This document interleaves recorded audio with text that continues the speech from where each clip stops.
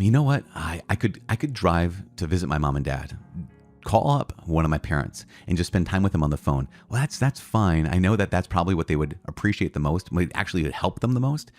But I'd rather do something else. So I'll do this other thing and say that we'll call it good.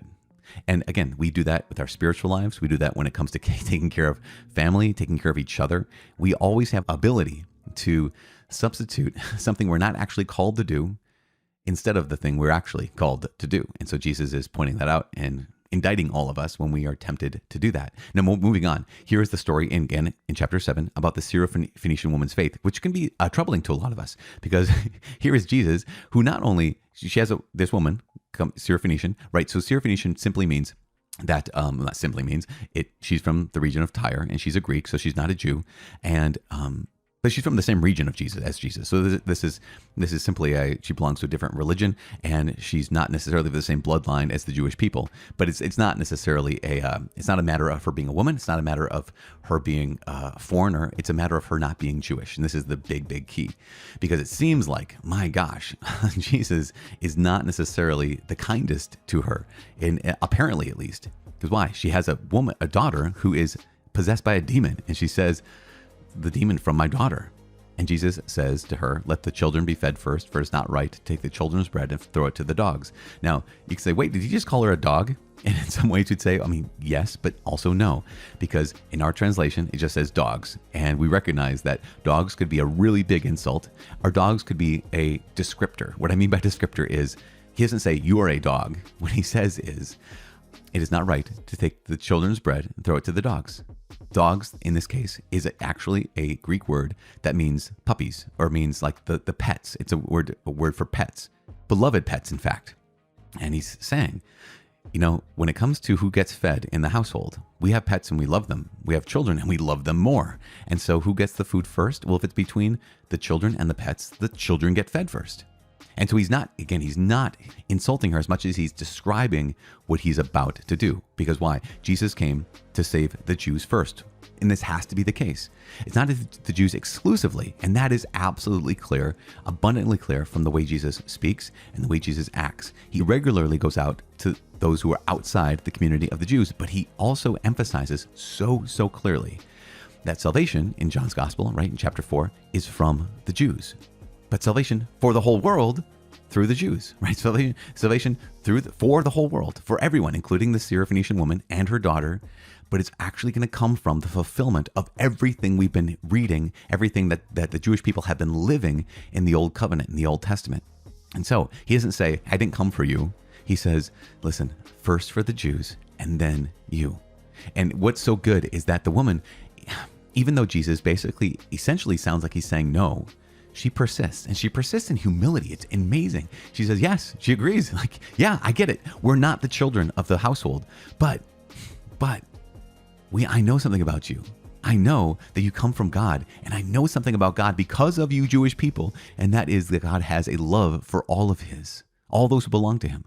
And so even the dogs under the table eat the children's crumbs.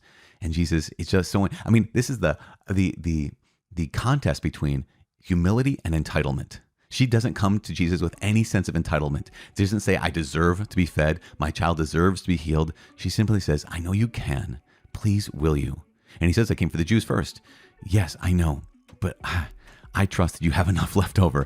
I trust that in your goodness, you will let that abundance overflow. Give us some of the overflow. And it's so powerful because her humility it moves us, because we have to realize most of us listening to these scriptures aren't Jews by birth. We're not Jews by our history or by our pedigree.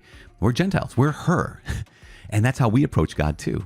We don't approach God with the idea of, I deserve this, or you owe it to me. We approach God with this no sense of entitlement. I do not deserve your grace. We are all simply just recipients of God's free gift that he did not have to give to us. And that is why this story of the Syrophoenician woman's faith is us. So I can't approach God with pride. I can't approach God with entitlement. I always approach God like this woman, because she's us. And I don't deserve any of this. But God, I'm going to persist. I'm going to keep asking, because I know I don't deserve it, but I know your heart. And your heart is, you want all good things. You want to heal. You want to feed. You want to make us your own. And that's exactly what Jesus does. Now, moving on. There's a couple quick notes. We have Jesus curing a deaf man and Jesus curing a blind man. Both times, Jesus touches these two individuals in order to heal them. And this is the power of what we believe is the power of the sacraments, right? Is that Tertullian said this in the first couple of centuries of the church. He says that the flesh is the hinge of salvation. That actual grace, like the God's very life, is imparted to us through stuff, like through matter, through the material world. That the material world on its own is good as it is. But God actually communicates his spirit. He communicates his grace through the flesh, through the material world. I mean, this is actually the exact reason for the incarnation, right? The incarnation of God himself becomes one of us, becomes incarnated, becomes infleshed. Why? Because God could have said, I declare you all saved. He could have just said it with his word. He could have just breathed the word. He could have just thought a thought and we could be saved. But he brought us salvation through his body, through his life, death, and resurrection. And then we receive salvation through our bodies as well. That through baptism, water is poured on us, or we are submerged in water, and it actually does something. Through the sacraments, we're fed by the very body and blood of Jesus through stuff, right? Through bread and wine that has become his body and blood. And so here, when Jesus cures a deaf man, when he cures the blind man, he touches them. He uses spit, he uses his fingers. And that there's the sense of the flesh is the hinge of salvation, that real spiritual grace is given to us through actual material things. Now, the material things on their own, again, aren't powerful. It is God's grace working through them. And that's so, so powerful. Moving on. Well, we can talk about the feeding the 4,000. I did not want to take up too much more of your time because, only 3 chapters today, and yet here we are. But the feeding of the 4,000, this is not a repeat of the feeding of the 5,000. There is something slightly different about this one. Well, I mean, there's a couple things different that are important to note. I want to note one thing. And that one thing is, last time Jesus said, what do we have to eat? Well, the small boy here has 5 loaves and 2 fish. In this case, Jesus asks his disciples, how many loaves have you? So he's asking them to give their own food. What do you have? Okay, give that now. Before it was, what can you find, right? Well, the young boy, 5 loaves, 2 fish. In this case, all right, how much do you have? And so there's this invitation to offer your own food. We talked about this before. We give God what we have, and he takes it, he blesses it, and he distributes it, gives it back to us so we can use it for his glory. We use it for the people around us. But in this case, it's even more personal. It is your own food. And he reminds them of this. And this is the thing, the disciples and ourselves, we forget so quickly. They forget, we forget so quickly. And Jesus even says, you don't understand. He said, what about the 5 loaves for the 5,000? How many baskets full? What about 7 loaves to the 4,000? How many baskets for? And he's like, you don't yet understand? Are your hearts hardened? Do you not